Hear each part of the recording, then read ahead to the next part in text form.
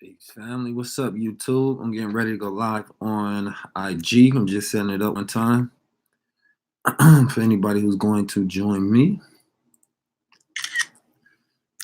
All right, let me do this. Let me get it all set up.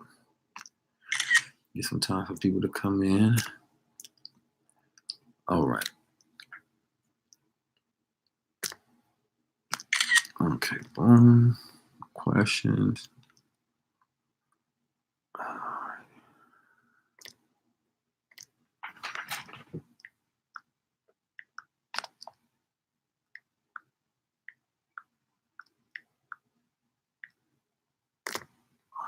Okay. Got that. Now what we do is we go here. Appreciate you, Mia. Thanks for tapping in. That's funny. So we about to get started in a second. We about to tap in. I just have to put this question up. Oh, it didn't save. Okay, let me save it first.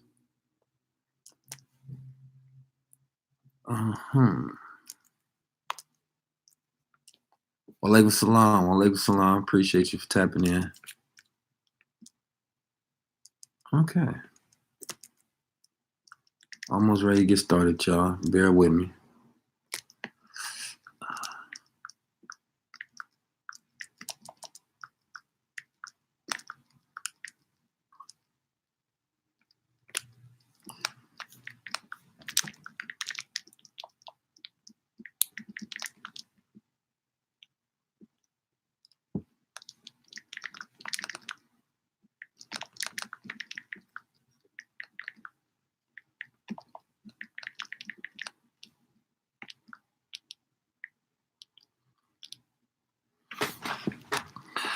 Okay, cool. The speaking date for Mobile, Alabama is going to be the 23rd. The 23rd. So please come in, family. Let's make some noise. All right, we're about to go live on here. About to go live on IG, and then we're going to be good.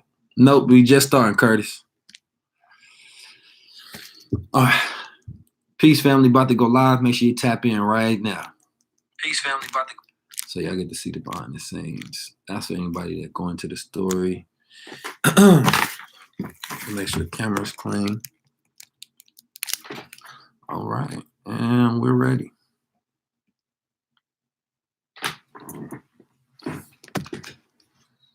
Okay, cool.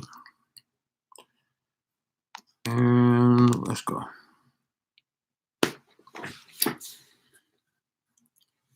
Ah, that's fire. Now you get to see who the question comes from. Okay, cool. So now let me move this over.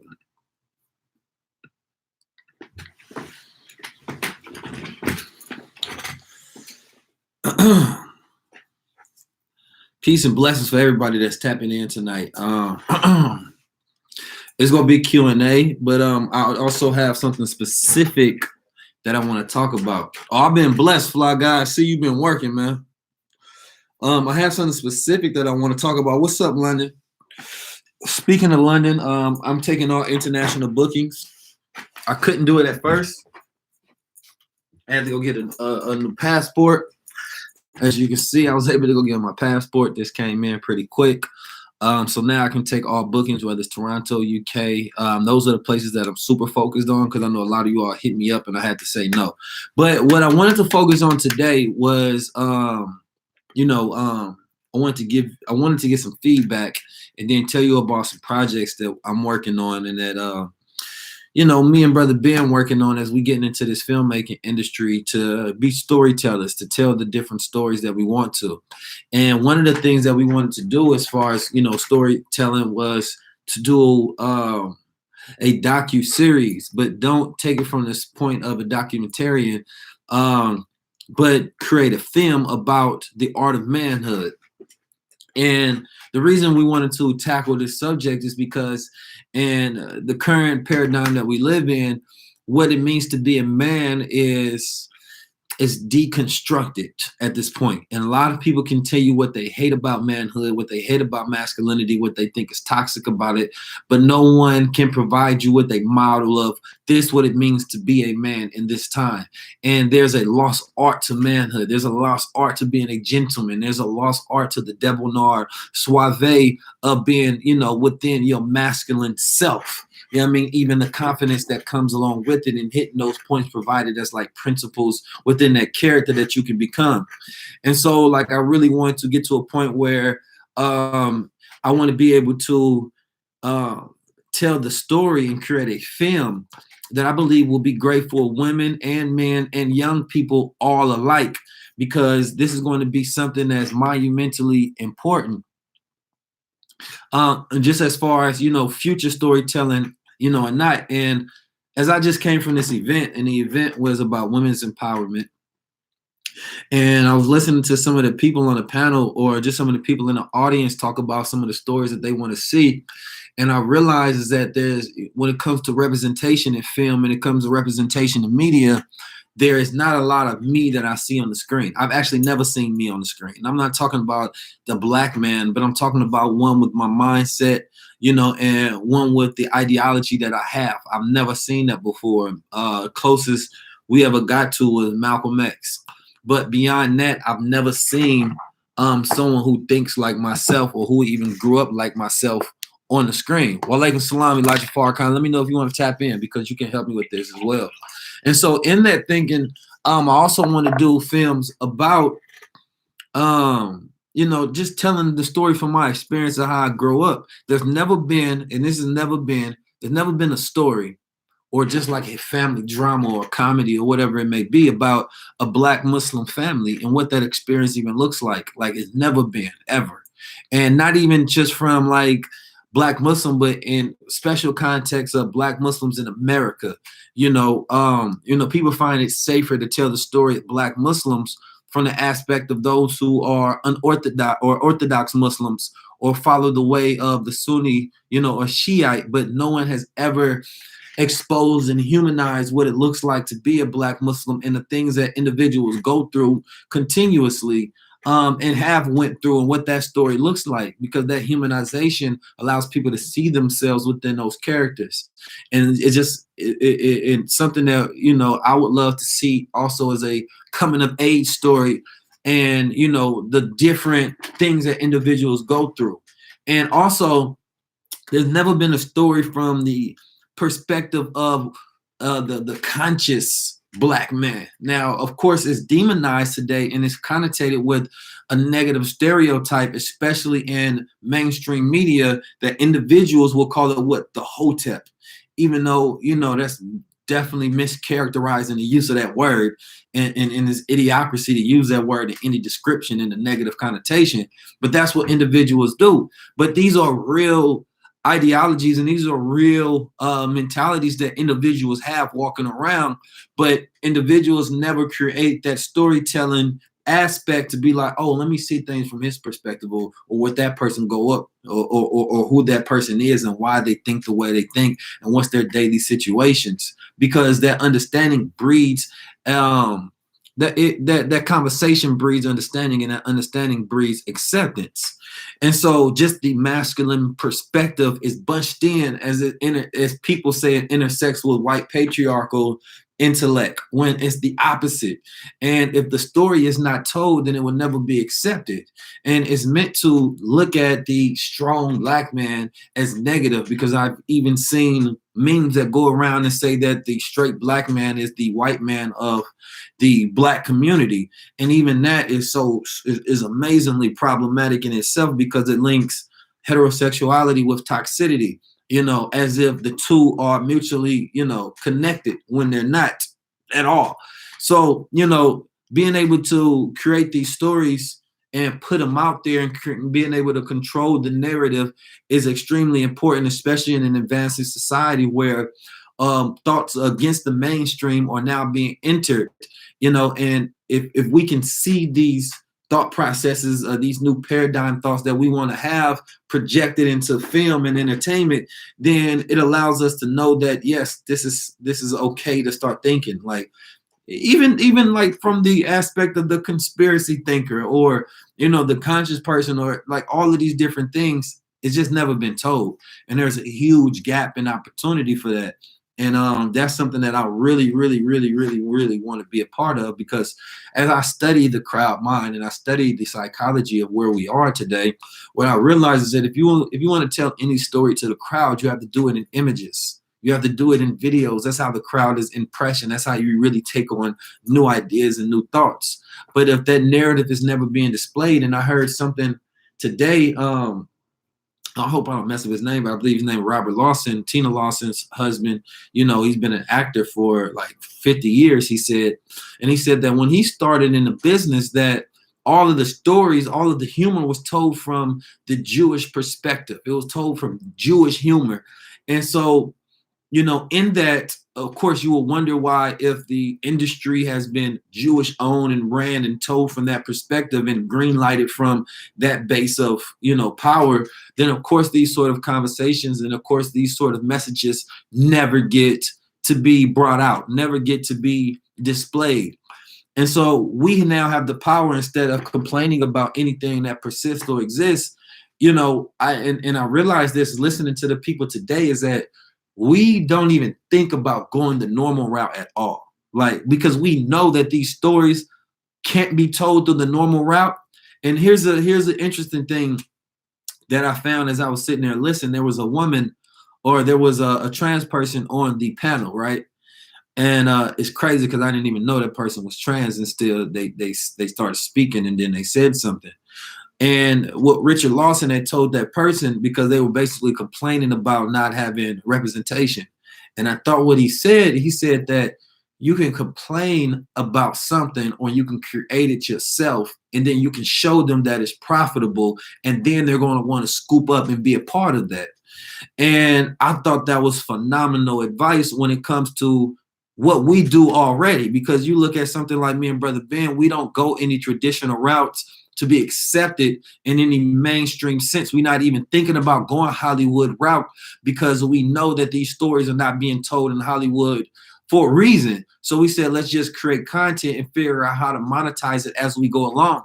And I see a lot of actors, producers, directors, and individuals that want to tell stories are waiting for their results and waiting for other people to validate them as far as whether this is good or not, or whether this is worth something. And we go the opposite route. We create something, and then we squeeze out the worth of what it is. So like, we have the Black streaming service, Black on Demand, and we have subscribers monthly, and we're creating content for those subscribers, and we want to create so much more, because then we control the stories that's being told, and we're not waiting for anybody else to do that for us. And I think that that's extremely important when you want to do anything today. You can use your platform for, as I always say, complaining, or you can use your platform for execution. And I always thought that there's a lot of people that always put acting in their bio, but if you go to look at their pages, if you're going to look at their YouTubes, or you look at their Instagrams or Facebook or whatever it may be, their LinkedIn, you see no sample of that at all. And it's because that people are not used to non-traditional routes of getting on or monetizing their work, right? Because if I am an independent filmmaker and I want to create a project, and a person says actress in their bio, but I get to see none of their work, then it's hard for me to pick that person, because what we got to realize is that social media is advertisement for the brands that we want to create. It's our resume for what we want to do, right? And so I always said the last 6 posts should represent who you are and what you do continuously. But if I go to some people pages and I look at their IG, or I look at their Facebook or their LinkedIn, whatever it is, and I'm looking at it to try to figure out, what does this person do? Because they didn't DM me about some grand opportunity, and I go to their page and it doesn't match up. So I always say the last 6 posts should represent who you are, and it should be your resume for what you do. So if you're an actor, you should be putting out something not just for Hollywood, because Hollywood is dying off, as they put it in. As I read an article about it, because if you look at what Netflix is trying to do, is they change the way stories are being told, and they're trying to get a lot more stories in there to be told. And if you look at NFA Studios, they're changing the way stories are being told and what can be presented, as far as, what can be the conversation, or what can be the news, or what can be the media. Speaking of that, I want to get an anchor job working with NFA Studios as their anchor. If y'all would like to see me present some news, I need all y'all to tag NFA Studios when I make this post anyway, to tell them to, let me get on that platform. But I think it's extremely important, and I love what I'm seeing today. I'll talk about Andrew Yang in a second because I can tie all this in. But I love what I'm seeing today because it makes so much sense. And each one of you all have a platform, and each one of you all have the opportunity. Even if you're not tech savvy, and it's not about posting personal things. It's about posting things, business things. You're advertising, that which you want to put out in the world and get back. You understand me? So the idea of I'm not tech savvy is just an excuse that's going to limit your opportunities. So it doesn't even matter whether you're tech savvy or not. It matters whether, you can learn. What's your learning curve? What's your learnability? It's like, are you willing to learn something? And that's why I tell people to be polymaths, because once you put yourself in this box, anything else that doesn't fit in that box, then you lose the opportunity to learn. So if I'm a polymath and I just want general mastery over all things, it doesn't matter what comes along. I'm willing to learn that from scratch so that I can also employ the opportunity of whatever that I just learned into my treasure box of tools that I can use, to assist me along the journey and change my own life. And so, tying it back into the subject matter at hand, which is the Art of Manhood, which of course is a docu-series that I want to create along with assisting in the help with Brother Ben X. And I wanted to get it funded, through the people.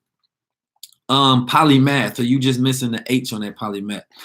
So like I say, and I was researching how do you make a documentary, and one of the first rule was don't make a documentary, make a film.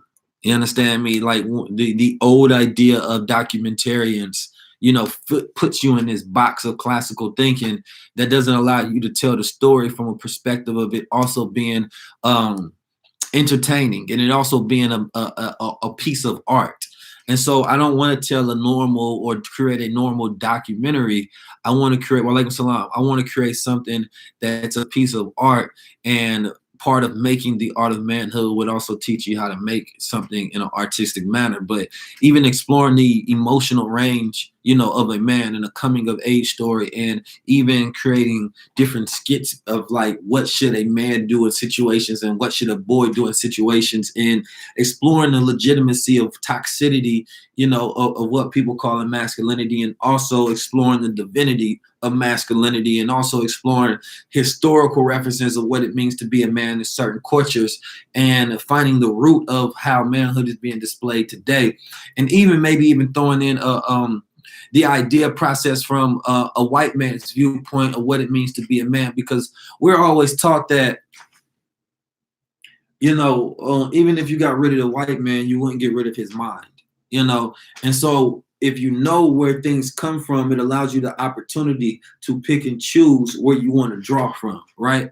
And so it's very interesting, and it's very important that we create a full picture and a full context, especially living in America. You have a Eurocentric mind and an Afrocentric mind. You understand me? And a lot of times is, I got you, Bukito. A lot of times is that we don't allow ourselves to see the full picture. We're always trying to tell it from one lens, and it always leaves out a lot. And as developing in this paradigm shift, we have to give each other the full range of opportunity to see things from an elevated place. And I want to enlighten people, and I want to answer the question. And I want more people through this film. I want more people to be able to answer the question of what is a man. I want a young boy to be able to answer. I want a single mother. You know what I mean? I want fathers. I want brothers. I want uncles. I want little girls. I want everybody to be able to answer the question, what is a man? You understand me? Hey, chill out, Daryl. Don't be telling me what to do now. Gotta relax. And so once we can get to that point where we can answer that question, then I think that we can move forward and be men. Because as I was listening to the women talk, I think the greatest thing that men can do for women is to become men, right? To become men. And because a real man, and I know this real man in quotations is something that individuals, okay, what is a real man? You know, what's the standards? And then you have so many different people wanting to redefine what that is. All right, brother. Bill and Dallas, you about to get out of here. Thank you. I didn't ask you all that. I just talked to Keto. So, yeah, man, tap in. So that's going to be the most amazing thing. And we're talking about, hold on, let me bring in Elijah Farrakhan real quick. So, you know, I want to create a real shift, and I want to create a real opportunity for us to see ourselves in different narratives and for us to see ourselves in different ways. What's going on with the God, man? First of all, I appreciate you for tapping in, man. What's going on, God? How you feeling? Oh man, we blessed beyond measure right now. You know, my mind is spinning, just thinking about different ideas of execution in order to get the message out. You know, and in order to shift minds in different mediums of doing that. You know, and you being a protector, and I say that because you teach people how to protect themselves and equip people with the ability to protect themselves. You know, using the asset of your knowledge in your training. And I know one of the tenets of manhood, one of the principles, key principles, is being a protector.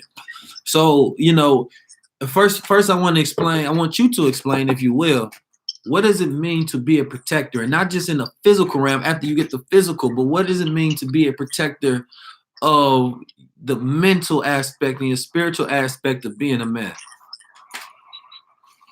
first of all, I'd like to thank you for having me in with yourself. You're definitely a great inspiration, and a great FOI, man. I love you. Thank you. Love you too, bro. I appreciate you. A protector. I remember I was on the phone with the Honorable Minister Louis Farrakhan. Okay, flexing.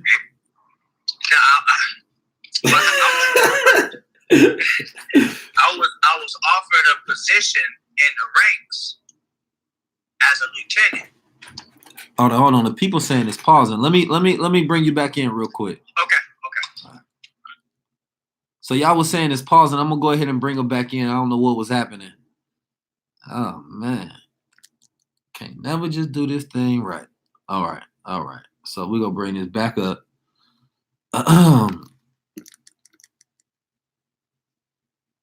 Let me find Elijah Farrakhan and let me bring him back in. Elijah, if you will, because I can't find you in here, go and comment so I can find you and then I can add you in. Because I'm not sure what just happened. It just started pausing. Is it clear now? Can y'all let me know whether it's good now?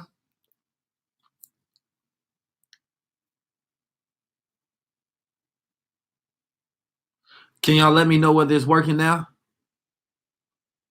Oh, man. Hey, big hating. Is it working now? Somebody let me know. All right, let me start this over. IG be big time hating all the time. We were just getting into a good conversation. Oh, if you're over there in YouTube and you got any questions, let me know as well. Yeah, so yeah, please. All right, cool. So yeah, it was frozen. All right, we back now. Damn, I don't like that. All right, cool. So I'm waiting for Elijah Farrakhan to come back in here so we can continue what we was talking about. Cause that's terrible. Cool. Welcome. Okay. Yeah, let me know if y'all got any questions over there on YouTube as well. So let me see if I can find a good brother, and then I'm about to bring him back in. All right, here we go. Hopefully it doesn't freeze up this time and start hating on us. Yeah, I got a podcast. It's called 19 Keys. All right, go ahead, good brother. You was telling a story about, what it means to be a protector, and you was flexing on us with the conversation you had with your grandfather.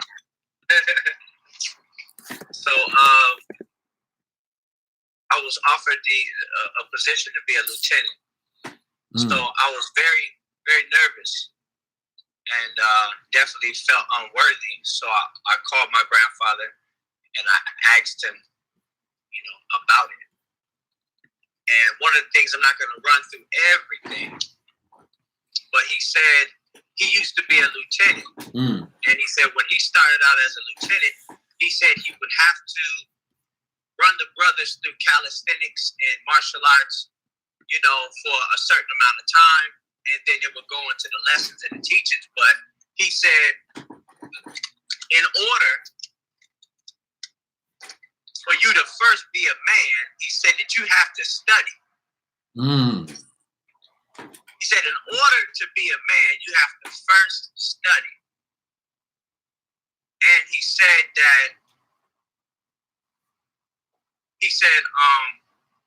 what are you going to teach them? He said, what do you know of your religion?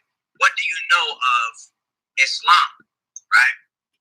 So when you ask, what is it to be a protector? And we're talking about spiritually and physically and those things. It starts spiritually. So the Quran, I remember the Quran saying,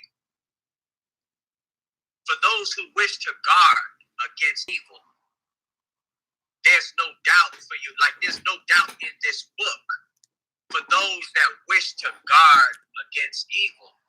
So that's the first line of protection, is your duty to Allah. The first line of protection, whatever you call God, the first line of protection is to protect your relationship with God. Now, because in protecting your relationship with God, it's like insurance on life. And so it's, Quran talks about those who, the best of you are those that keep your duty to Allah. Now, I want you to stop right there for a second. I want to stop right there for a second because, we got people from all different backgrounds that's listening, and people from all different levels of intellect that range and consciousness and ideologies and understanding and interpretation. And so when you're talking about a person's relationship with Allah or a person's relationship with God, and that having to do with being a man. And I was listening to, I forgot what's Megan Good husband's name, but he has a book about, he's a pastor, and he has a book about the God and the dog, right? And that you can either feed the dog in you or you can feed the God within. And I like the analogy because either you can get things backwards and become a dog, or you can get things, correctly within your nature and you can be a God. So it's like, if I'm treating a woman correctly and I'm doing all of the things correctly, then I'm being a God to her. Or if I'm, doing good to my Divine Franklin, thank you. But if I'm doing good to my brother, and having his back and supporting him and doing the same thing for myself, equipping myself with knowledge and eating the right foods and moving about the right way and maintaining integrity, all those different things, I'm being a God to myself. But when I'm doing something of an evil manner and I'm not treating the people around me correctly, then I'm being a devil to them, right? So when I'm doing good to a person, I'm being a God to him. If I'm being evil to a person, I'm being a devil to him.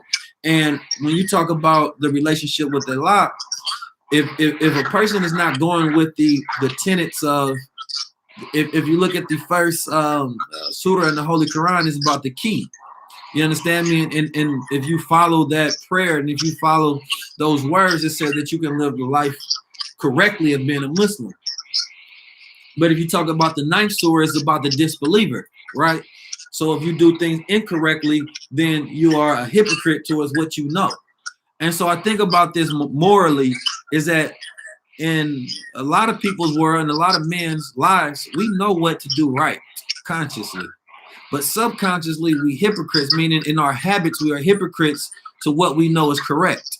And so it's not until what we know consciously becomes our actual subconscious habits to where we become aligned with what we know right morally and what we do right as far as what our habits are, when we just on autopilot of making decisions instead of having to continuously correct ourselves and knowing like, damn, I know I didn't do that right. I know I didn't treat her right. It's like that. No, your autopilot is supposed to be that guide of treating the person godly instead of saying that, damn, I treated them like a dog. Now I need the God within me to correct myself, to reflect and become better. And that's where when study is such a habit, because, you know, back in the day, you always seen the guys carrying books. You understand me? The guys was always walking around with a book in their hand and some kind of knowledge. You understand me? Because you have to be in a constant study of self, constant study of knowledge. And if you are constantly keeping that conscious at the forefront of your mind, then it's going to help you consistently make the right decisions as a guide instead of making those decisions as a dog. You understand me? Or making those decisions as a devil. And the Honorable Minister Farrakhan said something that I thought was of magnificent importance, and it was a lecture on how to, you know, make a guide. And he was talking about when a man has more intelligence than he has character, it makes a devil out of men, right? You understand me? Because sometimes, as I say, you can be too smart for your own good. But it's not until you align your intelligence with your character that you are able to, you know, correctly live within the balance of what your nature is supposed to be. And so when we talking about being men and making these decisions, and you talk about being a protector, it's not just from the, oh, I know how to fight, or I know how to protect her, or look, girl, I make you feel safe. It's about making everything start with self. So if you can protect your own mind from becoming a dog, then you can protect anything dog-like happening to her mind.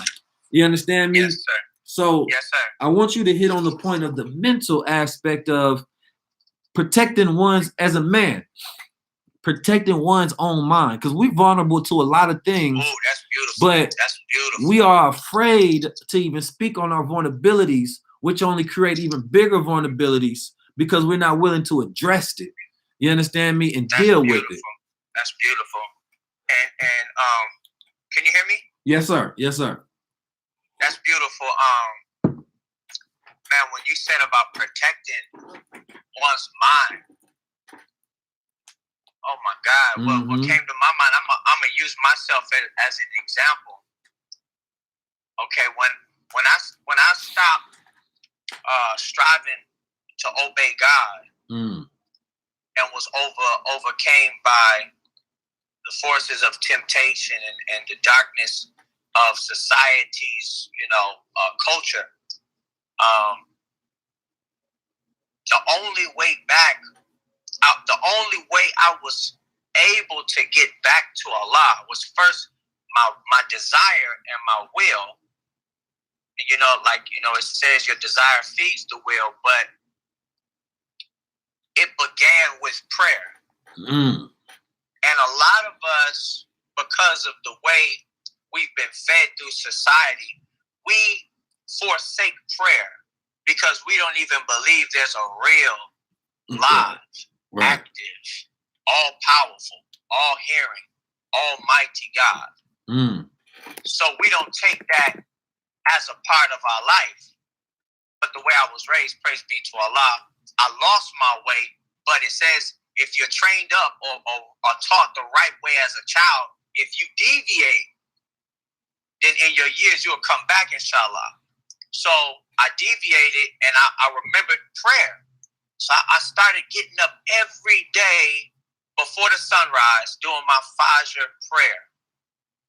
And the prayer every day, it cleansed me and it set a focus on my mind to obey God every day, because I started my morning out with obedience to God, sacrificing, getting out of my sleep, taking my shower, doing my ablution, and saying my prayer. So the first thing I did was coat my spirit. See, let me say this. Let me segue. It talks about in the Bible and the Quran, Satan whispering into the hearts of the men. So the Honorable Minister Louis Farrakhan said, it's not no snake or no devil walking up to you outside, but the suggestion comes up from within inside of us, and it comes up in our emotion. And it suggests to us, go holler at this shorty. Right. Go have sex with this woman. Go drink this. Go drink that. Go rob this. Go, and it whispers into the hearts of our jealousy or envy, something negative. It whispers into us. So when I start out coding my spirit in the morning with obedience to Allah, see, when you get up and bow down to Allah, like for me, when I got down and bowed down in the morning to the God, I already had a coding on my spirit to look for the right things to do for the rest of the day. Because I started the day out in that pattern. I started out, so like you say, shift the paradigm. We have to shift the paradigm within ourselves. Correct. Because we have been made to lean on wrongdoing. We have been made to sniff out filth in society. So that's my first line of protection is prayer. Then after prayer comes the studying. Then after the prayer comes the study, because Honorable Minister Louis Farrakhan said you have to first study in order to be a man. But he said wisdom is the proper application of knowledge. So we have to gain wisdom or gain knowledge, but know how to properly apply the knowledge. Factories. You see, so go ahead. Not to cut your wisdom, God, but emotions. I think emotions, when we talk about emotions, it's something that's the mastery of emotions is foreign to a lot of males, right? Yes, sir. And yes, sir. Women end up having a greater relationship with their emotions than men. A better relationship with their emotions than men, because in the development of a woman's brain, what first developed more is her emotional brain. You know, it said that when a woman is younger and she gets of a certain age, that part of her emotional brain develops. And they said that a woman almost wants to commit suicide if she doesn't have someone to talk to, because she has so much to get off of her chest. Like she has to talk with somebody. She's going to go crazy because there's a flood of emotions. And that's how a lot of women learn to deal with their emotions at a younger age than men, as we develop and we're taught the repression of emotion instead of the dealing of it. And the divinity of a man is when one has the ability to be able to deal and has emotional intelligence. That's when a man is in his divinity, right? So when you have a man that is not constrained by his emotions, then he's allowed to properly guide himself. You understand me? And so as a man myself, and as dealing with emotions and having that experience with yourself, even like things like crying for a man, an individual growing up will consider himself weak. Like, oh, I cried, I must be weak. Instead of saying that I'm crying to let out whatever is inside of me as whatever emotion that may be. I'm gonna let him keep going, but let me know if you want to tap in. I know he was doing something. But this is important, right? Because what I see as for a lot of men is they lack the ability to control themselves. And human beings, I'm gonna keep saying this, and men and all people are driven by emotion. It is not driven by reason and logic. And when a man is emotionally compromised, it can make him weak because he's going to try to deal with that in a manner that's not the best way. You understand me? That's not the most logical, because he's not used to dealing with his emotions. So when he's compromised and his emotions are out of twang, you understand me? They're not balanced, and he feels something. He doesn't know how to address that feeling or address that emotion to be able to deal with it correctly. So what ended up happening is, either it goes into a state of repression or you deal with it in an incorrect manner, and that's where, a person goes into a state of anger or whatever it is, and you bottle up a lot of things as a man instead of finding outlets of releasing that thing. Because as a man, being able to speak about your emotions is a sign of strength. Especially in today's time, it's a sign of strength. But I don't want individuals to think that, no, you definitely can't be crying all the time. You understand me? But if you're not allowed to deal with your emotions, then the way you deal with them will always be anger. You understand me? Instead of being able to deal with them in a correct manner, or you're going to be oversensitive like the brother say, crying all the time. You understand me? And so you're going to deal with it in a more effeminate manner because nobody taught you how to deal with it and you don't have balance. So if I go through a range of emotion, my first thing is to let me address this. Like, what is that emotion that I'm feeling and why am I feeling? You understand me? Instead of acting out. You understand me? Because that's a weakness. So when you are able to have that self-control and it allows you to rise above emotion, right? Because emotion is a state of frequency. You understand me? We all vibrating beings, and every time we vibrate, we send out a signal and we attract that which we vibrate into the universe, right? If you anger, you're going to be driven by the anger to go do something. But if you anger and you're able to address whatever emotion that is and deal with the root of wherever that comes from, then it allows you to settle yourself instead of being controlled by your emotion. You are the one able to control it. And that's where the power, because you don't want to be sociopath or psychopath where you don't have emotions. No, everybody's supposed to have emotions. So emotional intelligence is the most powerful thing. And it's the same thing, dealing with anything, but one who can control himself can control the world. You understand me? That's the most powerful thing. I remember reading that in The Greatest Salesman in the World. And I thought about that. So, having a powerful mind as a man and being able to control yourself is an art of manhood, right? Being able to manage your emotions, because I always break things down in how great you are at managing it, right? Because if you're able to manage your emotions, that's a sign of emotional intelligence, and it's a sign of divinity within your manhood, meaning that you're reaching new levels and new heights. Because a boy is not that good at managing his emotions. He feel a certain way and he act out, and then you have to figure out where is the root of why this person is acting out and what do you actually feel. You understand me? And so I think that there's a big issue because that can be manipulated and controlled and stirred up, and someone else controls you once they control your emotions and they know how to push your buttons. You understand me? So one of the arts of manhood is emotional intelligence and learning how to control yourself. And that's why I tell, studying the woman, you study self, because not just studying the feminine, you study self, because it's not about studying the woman, like how she dressed and all that stuff. It's about studying the feminine, because anything of the feminine is about expression. And we're talking about emotion. It's not even talking about a woman. The feminine, is talking about that which exists within self as well, right? So when you find a man that has that balance, then it also destroys the weaknesses that may exist. And we live in a world that's currently always trying to deconstruct. We live in deconstructionism. You understand me? Say, oh no, men can't do this, or I don't like the old confines of a man because you're stuck, they say, bound in this ideology, and it doesn't allow flexibility of what it means to be a man. And anything outside this box of your construct of what it means to be a man is your weakness.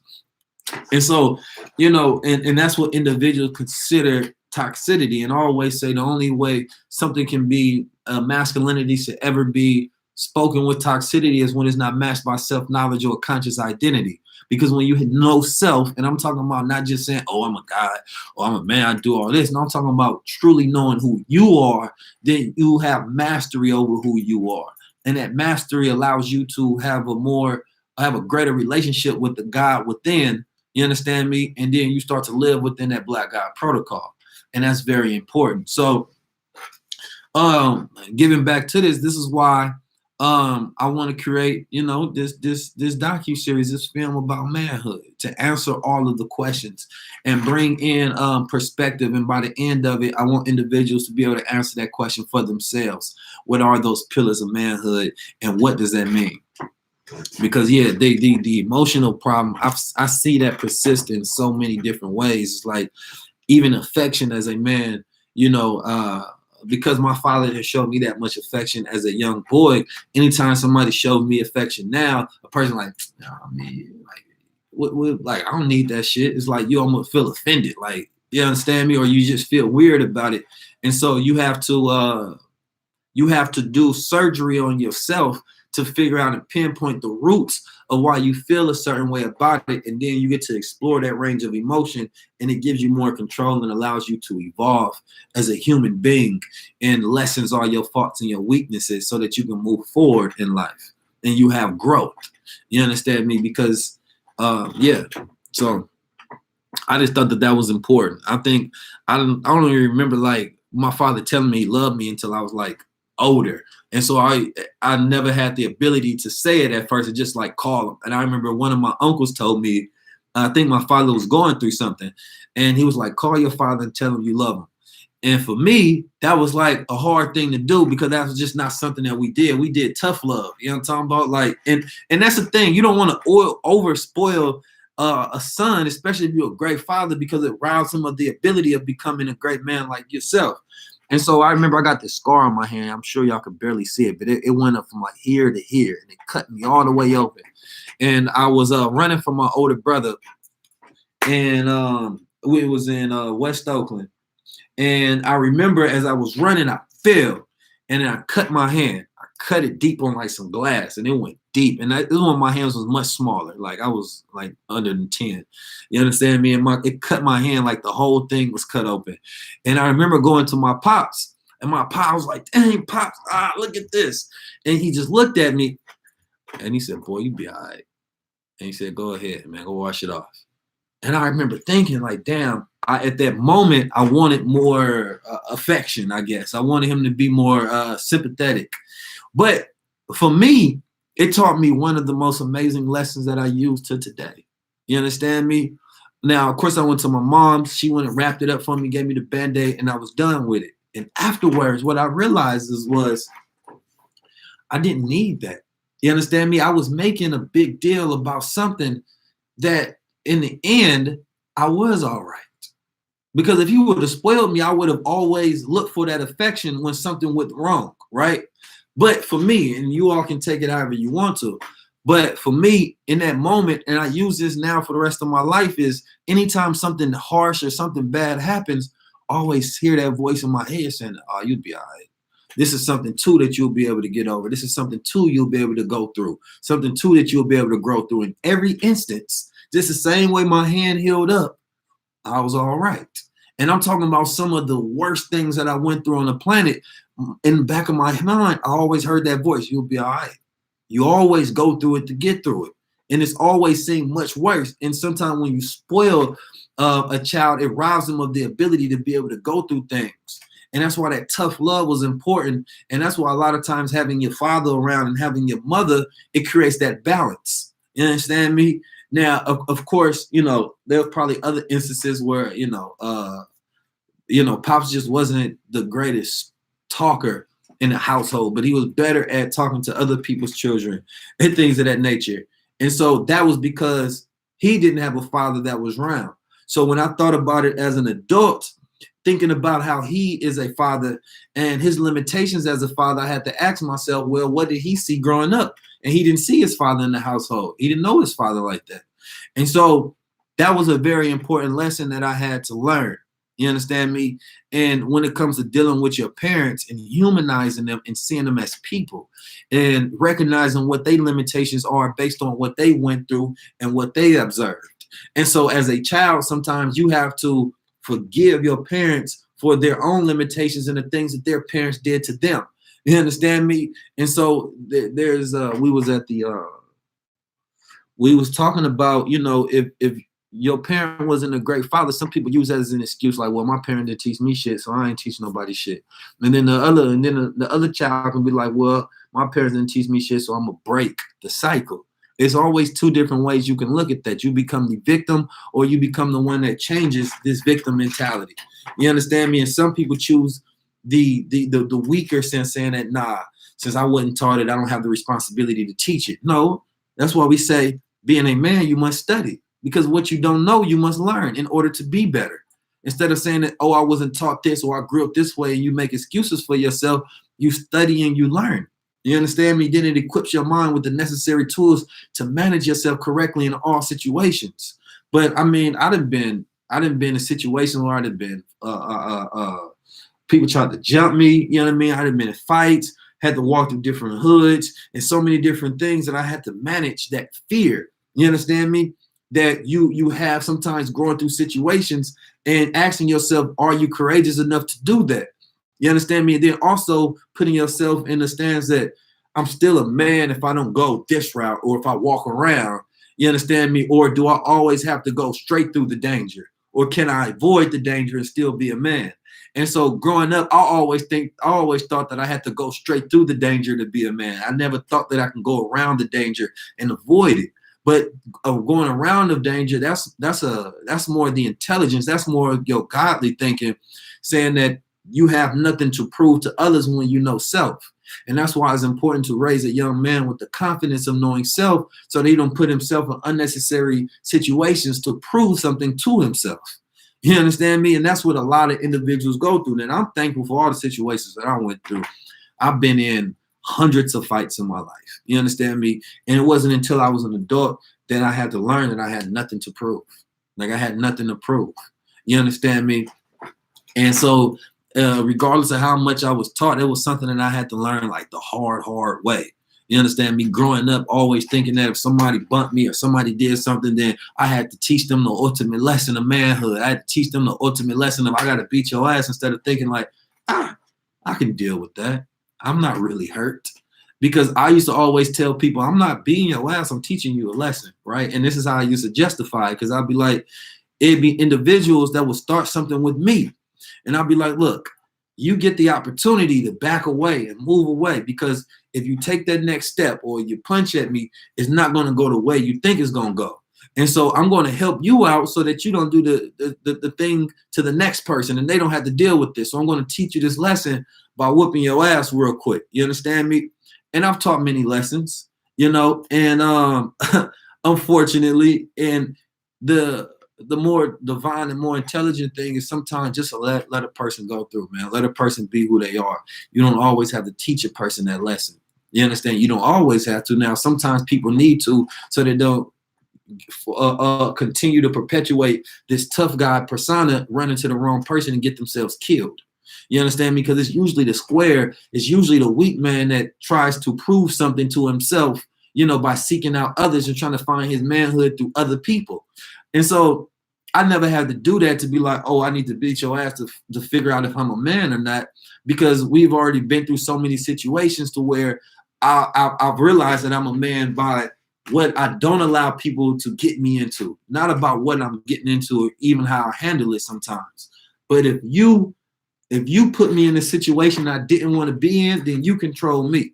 You understand me? So if I come to an event or if I go to a place and the point of me coming there was so that I can have enjoyment, have a good time, just overall enjoy my life and kick it, but I allow somebody when I go somewhere to put me in a situation, to compromise my emotion and to drive me to do something else that I didn't want to do for the evening, then that means that they've controlled me and I didn't have that self-control. So, being a man is different levels that you reach in your maturity. You understand me? And you also start to think in the future. You start thinking the long term. Now, going into things, I was never the type of person that just get caught up. My older brother was more the type of person, he beat your ass and he throwing up his hood. You know what I'm talking about? You understand me? He gonna tell you where you're from. He gonna rage about it. He gonna let you know what just happened, what you got yourself into, why you shouldn't have did it, and what's gonna happen next time, right? You understand me? For me, I was more of a calm individual. Like, I might beat your ass, and then people might be asking me the question like, damn, who just fought? I'm like, I don't know, somebody over there. Because I got all of my aggression out, you know what I mean, through the outlet of, fighting you or whatever it may be. And so I'll be the calm one. And this happened multiple times. And I've always been the type of individual that, dress different than what's up my sleeve. So a person may not be able to tell where I'm from, or what I've been through, because I never wear my past on my sleeve. I was never that type of person that tried to do that. So instead, individuals had to learn who I was, through what I demonstrated and what I taught them in that moment. And one lesson that I've learned is not to judge people, based off stereotypes. Because especially growing up in Oakland, individuals, they didn't see you with super like baggy ass pants and like a hoodie on, you feel me, looking like you got, you feel me, something in the waist and speaking a certain vernacular, having some dreads or something, then they ain't know whether you was with the shits or not. And so it's like you have to be able to recognize that, men come in all different forms. And, it's a lot of times the wolf that's in the sheep's clothing. It's not, but a lot of times there's sheep trying to wear wolf clothing. You understand me? But if you a real wolf, then you can smell another wolf in the room. And so that's why a lot of wolves and a lot of real men don't get into it with it. It's usually a real man, and it's usually a boy, you know, that's trying to test that man, and he has to teach him like, yo, I'm a wolf in sheep's clothing. Why you messing with me? But another wolf, he can tell whether that's a wolf or not. He gonna look in your eyes, your mannerism, how y'all gonna deal with each other. And the wolves gonna search each other like, look, somebody gonna die from this instance if we get into it because we wolves. So they be like, you know what? It ain't worth it. So let's continue to move and let's respect each other in these circumstances so things don't have to get out of hand and we about to bite each other and somebody bleed and die. You understand me? But a man, when you confident within self and you know you're a wolf, then you know your capabilities. So you don't have anything to show. You don't have anything to prove to anybody. You saying that, look, it can go one way or the other. And one thing that I just won't take is disrespect. You understand me? But even in that conversation, and I don't take disrespect regardless, but you also have to know when you under somebody else's self-control and they're trying to push your temperament. You understand me? And you just can't allow that to happen. As a man, you're supposed to always be in control of self. And part of protecting self is protecting your emotions and not allowing people to be having you emotionally compromised. So even when we used to get into it with the police, right? First time I ever got arrested is because I was fighting the police. And I remember my pops told me, I don't know if it was pops or somebody told me something no, it was pops for surely. He told me something very important. He said that, you know, when you always told me the proper handling of people. And he said that when you're dealing with the police, and this is something that I found true. You understand me? A police go yell, they anger up here, they got something to prove. Nigga, get your ass on the ground. What the fuck y'all doing in here? This is kind of like how we dealt with police, especially growing up in St. Louis and in Oakland. The police want shit, right? So they had talked major shit as soon as they pull you over because they want to incite you. They want you to get mad. They want you to get angry so they can find a reason to arrest you or shoot you. So Pops always taught me the proper handling of people. So he said, when they get loud, this is the key. You got to go here, right? Because he said, if you speaking like this, you understand me? And they up here, it forced them to come down to your level just so that they can hear you.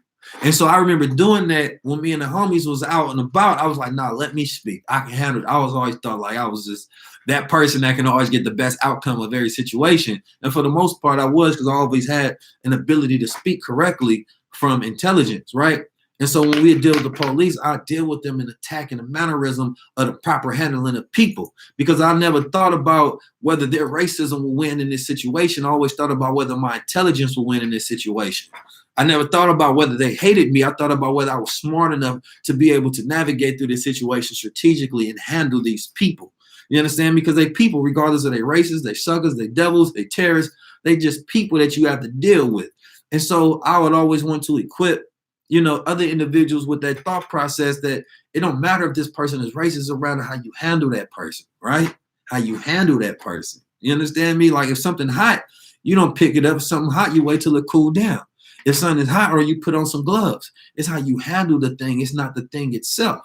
So when you think it in that intelligent manner, your paradigm shifts. And then you start to blame yourself for everything that happens to you, regardless if the other person was wrong or not. Because if you don't handle wrong correctly, then you're also wrong as well. So if a situation aspires and an individual is dealing with you incorrectly, or they're approaching you incorrectly, it's not about them. It's how you gonna handle that wrong, right? How you gonna handle that wrong? Because people always gonna want to test you. You understand me? I remember being in school the year I went to college. Calmest, coolest individual you ever meet. You understand me? I'm stepping out, debonair every day, looking like I'm about to be on BT. They used to tell me, like, you know, why are you always fresh? And why the hell is you always walking through like you in slow motion? I used to really walk in slow motion. I was cool as hell. You know what I'm talking about? But here's the thing, because I was so cool, people always wanted to test me to see, you know, that range, to see if they can get me out of character. And so I used to deal with that all the time, and I learned the proper handling of people. And this is important that you have to teach your children. And of course, I learned it through my father in FOI class. You understand me? That taught those life skills. You know, because that's something that you're not going to learn through a computer. That's something a computer can't do. You understand me? Is teach you that regardless of how many jobs become automated or what happens. No, I'm not a Capricorn. So the proper handling of people It's very important. You understand me? And that's a skill that most individuals don't know how to do. And I've always used that skill in my life. Even when I was a salesman working for Prada, selling thousands of dollars, millions of dollars a year for them, I use that skill within life, to be able to handle people properly and be able to win within life, because it was never about how people handle me. It was about how I'm going to handle them. You understand me? And once you develop that sort of skill and knowing how to deal with people, knowing how to talk to people, because my pops, he a cold gangster, killer, Muslim, revolutionary individual, right? And I remember when we had this post, and we had to protect this middle school. Now, at the time, I was only like 16, 17, and we had to protect the girls from the local pimps and gang activity. And one of the teachers came out. They didn't know how old he was, but they were scared of my pops, basically. But he was so smooth, you understand me, that they said, we can tell like your pops is a dangerous person, but he's so goddamn smooth. And so even though he's dangerous, he talks with because he don't want to over intimidate people, he talk with a laid back, smooth manner where he can say this thing softly, but you know that he means what the hell he say, and that you should probably give him the results that he's looking for. Even though he's not approaching you with any threatening manner, it's like a lion speaking to you like a scholar, right? Because I'm already a lion, so I don't have to roar all the time. You understand me? But if I'm a lion and I speak to you in a calm manner, then, you know what I'm talking about? Like a lion going out his way, you understand me, to be smooth and handle you properly. You understand me? Because I'm a lion, but you're not my prey. But the thing is, you just don't fuck with a lion, right? Because then you're going to provoke my nature. And if you provoke my nature, then that's on you. But I would rather come in there, be cool and calm, you understand, be chill, knowing how to deal with people. And he knew how to switch that up. You understand me? He knew when to be, extra, and then he knew when to be calm and cool. And he's always been that type of person that can approach things where, look, I'm trying to be non-threatening because I am a threat. You understand me? But that means I don't have to threaten you. You understand me? So my father taught me the proper handling of people, not verbatim, but I watched him a lot. You understand me? And that's part of that art of manhood. So I was able to watch him, how he dealt with situations, how he dealt with people, because I knew my pops was like full-on gangster. And I'd be like, damn, why are you being so nice to these people? Can't he just tell them what to do? You understand me? But he knew that there was a proper handling of people. You understand me? And that was a better way of getting what you want in the long term, because the way you gain power is the way you have to keep power. So if you gain power by fist, you have to keep power by fist. But if you gain power by being smooth and polite, then you can keep your power by being smooth and polite, right? And then you can always bring the fist in if you need be. So being the art of manhood is very important. And most people think the gangster is the one that's just walking around, with the gun shooting at people. The gangster is the one that ain't got to bust a move. You understand me? Oftentimes you go to, you in prison and jail, you will see that the gangster ain't the one that's the biggest guy. You understand me? It's the one with the strongest mind, the one, that's smart enough to know how to deal with everybody. You understand me? It can be like, this is that way, that is that way. So it can be a small guy who running the yard or something. You feel me? If you go to a company, the one who running the company ain't the biggest, most gangster individual. It's the one with the intellect. It's the one with the power. So this is going to be on YouTube as well, so you can subscribe to the YouTube, and then I probably will put that up there. And then I also don't subscribe to the fact that people say that the loudest one is the weakest one. I don't think that that's true, because I know a lot of gangsters who are loud that will really kill you. So you got to be careful with the stereotypes that you jump in. You understand me? But, sometimes there is people that will be loud so that they can mask their weakness. But then there's sometimes that's loud just because they like being loud. But you got to be careful, because there'll be some real individuals. And growing up in Oakland and in St. Louis, I've seen that. You understand me? That I'm loud because, I don't have anything to fear. I feel like I could take over everything. Now, it's an immature way of being dangerous. The mature way is not having to voice that presence and letting you know. Because the art of being a great fighter is being so powerful that you don't have to fight. Like, imagine that. Like, you so great and you develop such a skill, you so powerful that you no longer have to move. People, it's implied. And people already know, don't mess with that, because that's a real man.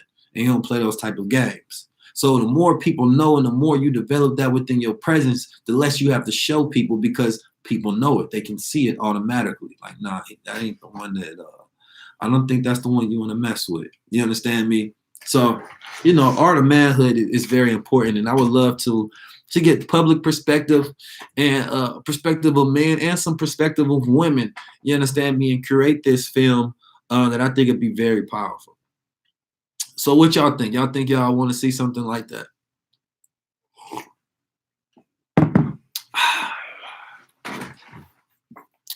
Okay, YouTube over there. Okay, YouTube tapped in. How many people we got on YouTube? Okay. Can you explain your tattoos? This one means a lot. This is, of course, 19 keys. This one says patience. This is the chest piece, but with the star and crescent instead of the cross. You know what I mean? Because Islam is king. This is like a background. This was like one of my first ones. St. Louis born, Oakland raised. You know what I mean? It's just telling the story of life. And this will say Assalamu alaikum. And then it got a person praying. And it says Allah, God in Arabic. So I only put things on me that I'm going to believe for the rest of my life. And all those things are within that.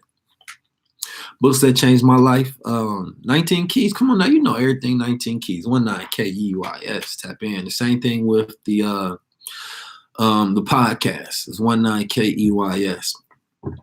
But drop a key if when we put out that funding link, y'all willing to support this this documentary, Art of Manhood, this film that we want to create and we want to put out there, because I think that there's narrative stories. And there's thoughts that need to be shared. You understand me? And that's very powerful, very, very powerful. And one thing I know is that you don't see a lot of Black men speaking about how their fathers raised them.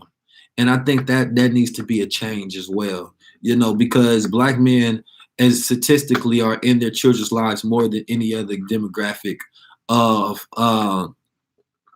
blessings to you. Black men are in their children's lives more than any other demographic. Oh, I'm gotta put Pops in there. Hell yeah, I couldn't make a doc without Pops. You understand me? I couldn't make a documentary without Pops. Pops gonna be in there, man.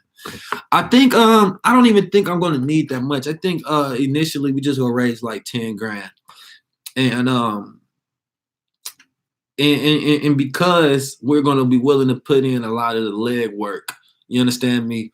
And of course, if the more we get, the better production we can have to make the film, and the more we get, the more people that we can hire, and we can get it out quicker. But I believe in telling stories and the making it easier as possible. And because of how we know how to shoot content, how we know how to put things together, it'll be very powerful. And trying to do it with as little budget as possible. But I know that if we want to do it with if we do it with a bigger budget, then it gives us a bigger production of what we can put into it. So yeah, that's a dream of mine. Look, I got so many ideas, and I never let an idea die. I remix it, and then I continue to push it, because I want to have a solutions documentary. But this Art of Manhood, I think, is going to be very, very powerful. So that's something that I want to see put into fruition. When we start taking, funds or whatever it may be, I'll let you all know for that specifically. So I appreciate you all, giving me your time, lending me your time. We've been on here for about an hour now. And I just wanted to share that. And anybody else that has ideas, anybody else that has ideas, that has content, that's filmmakers, that's actors, or whatever it is, I think that for one, any ideas that we don't have to go the traditional route of executing, because we can always look at what's not here and how hard it will be. I would love to partner with NFA Studios, and it's gonna be on Black on Demand, of course. But I would love to partner with NFA Studios with the production of this. I think that that'd be amazing, amazing. Yeah, if you're a writer and to put together scripts and things of that nature, definitely email it to me or Brother Ben, because he's going to be one that's going to help me with a lot of these projects. But yeah, that's going to be powerful. I can't wait to put this together. But I think that it's just important when I think about solutions that we need right now, and that's one of them, is showcasing this and putting out those narratives. There's a lot of people that didn't have fathers, or there's a lot of people that didn't have the correct father, that can teach them these things, or it's just people now that's just looking for answers. Like, there's a lot of people in their mind that's just thinking, what is a man? You understand me? Like, what does the proper man look like? And I'm not saying that I have all of the answers, which is why I want to create a film that provides the answer. If we can get an answer out of this that people walk away with, like, oh, I know what the standard is supposed to be. And if you as a man or don't reach that standard, then you just recognize that you have growth, and you get to continue to grow until you reach that standard. And if a woman being able to recognize your real man that fits that standard, so it allows you to avoid a lot of the complications of the experience of going through boys instead of going of dealing with real men. And as I think one of the character disciplines that a young man needs is that being able, it's all good, Elijah Farrakhan, being able to pattern yourself off someone who's doing it successfully. So if you're a young boy and you don't have a male figure within your life that you can see, then you know that's a disservice, because that young boy can grow up very imbalanced without that guide, like you say, you know, and out the proper direction that they're going to need. So single mothers, young girls, everybody is going to be a film for everybody to be able to view and get something out of it. And we also gonna want to do, like, you know, put this in theater. You know, that's not hard to do out here. Screen this in theaters. You know, shop this at like indie film festivals and stuff like that. There's never been a mother who was mother and father. There was just a mother who was a mother who had additional roles. And I told this to somebody the other day, that a mother can never be a father. She can take on additional roles as a mother and teach more as a mother, but she can never be a father. And I think that that needs to be importantly stated, because you're still going to find that imbalance. You understand me? Is that if you're not getting that from, you know, the paternal figure within your life, then, you know, they're just a mother who's doing more, but she can't be a father. She can only be a mother. That's why the word mother and father what came up with. And sometimes we try to take on and do more than what we can, but we have limitations as human beings. Like as a man, I could never be a mother. I don't care what it is. I can just take on more responsibilities as a father, but I can never become a mother. You understand me? And then as a woman, you know, she can only be a mother. She can never be a father. So in a household, there's just a mother taking more responsibilities up as a mother, trying to deal with the imbalance of not having a father in the household. And that's important to note, because sometimes a person will be like, no, my mom was my mother and father. No, your mom was your mother. And so she took on more responsibilities as your mother. So therefore, it tells you that, oh, I still have to seek the example of, you know, those qualities of a man that I can't get from a woman. You understand me? And I think that's important. My email is the19keys@gmail.com. The19keys@gmail.com. Oh yeah, you know, we gonna touch on everything. Definitely go touch on Black Love. You know, we gotta tap into Black Love. Shoot. The19keys@gmail.com. You can just click, it shows you email option if you go to my bio and it says email or booking or whatever. So I'm gonna put that up there. So the 19 keys. So I appreciate y'all tuning in. Appreciate y'all tapping in. We also have the Paradigm Shift, of course. And if you want to go watch any of the stuff that we got up already, you can go to Black on Demand, and you can go to. Oh, well, let me not be foolish. You know, sister keep asking for the Cash App now. You know, one thing I don't block is my blessings. You know, if a lot of things that I'm supposed to get blessed tonight, who am I to not take a blessing? You know what I'm talking about? So, yeah, sister, I appreciate you putting that. So that Cash App is you want. Support a brother. But we also had a Patreon, and Patreon allows you to support the content as well. So, you know, when you're making a film like this, I want to shop it to filmmakers, but first, you know, we got to create the pilot and things of that. No, I appreciate you. So first you have to make the pilot, and then you have to be able to shop it out. But, you know, I don't I don't believe in making things of poor quality, and taste, especially something that's this important. It should be made with the same sort of budget and quality as something that's made of unequal importance, but that's ignorant. You understand me?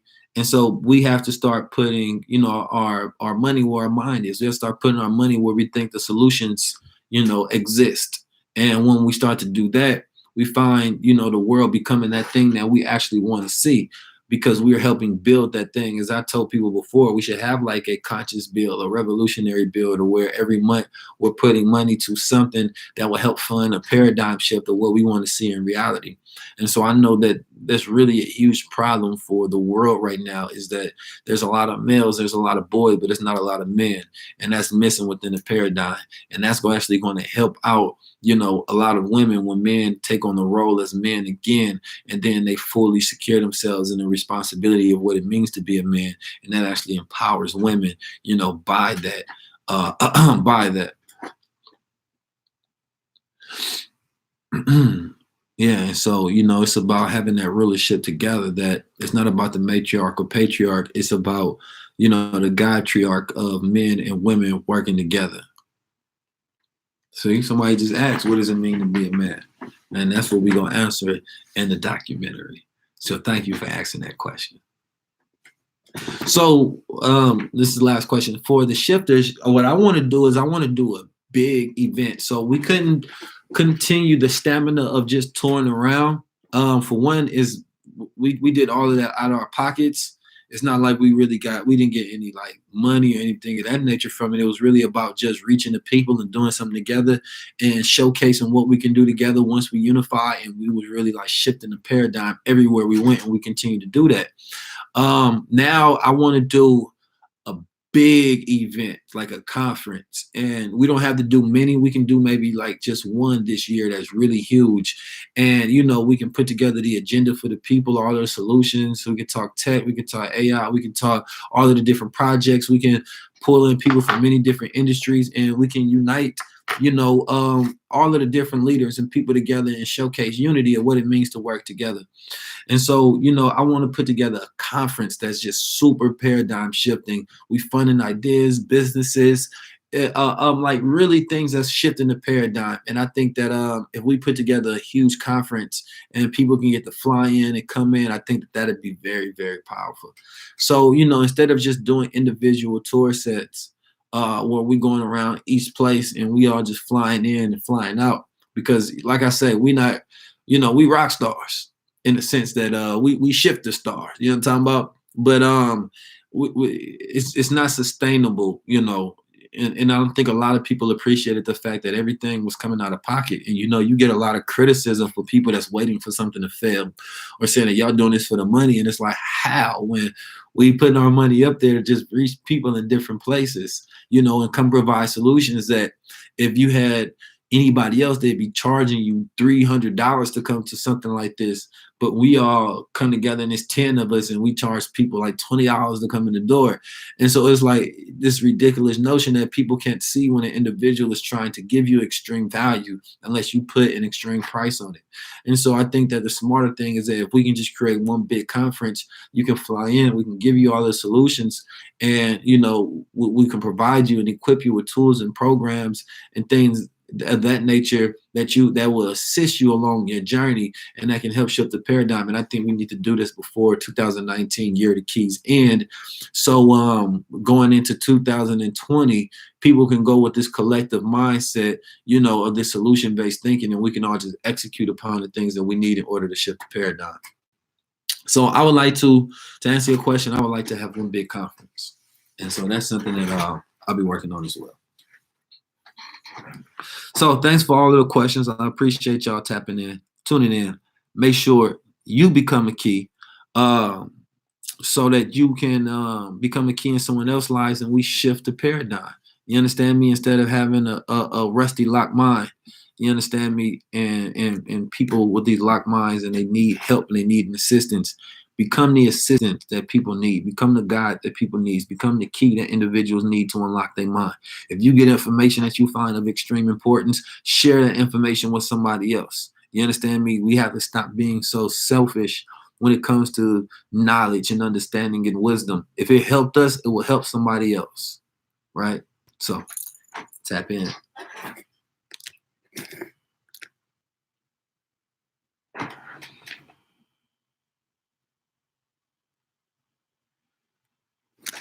All right, that's blessing. So I appreciate everybody that's in here on YouTube that's been tapping in. As I stated, you can go to the link in my bio to support anything, any of the content. Thank y'all for tapping in. I'm trying to continuously go live more and more often and utilize this platform more and reach more people regardless of where they at. So thank y'all for tuning in. Peace. Let me end this. Make sure you subscribe if you haven't and share this channel with somebody else.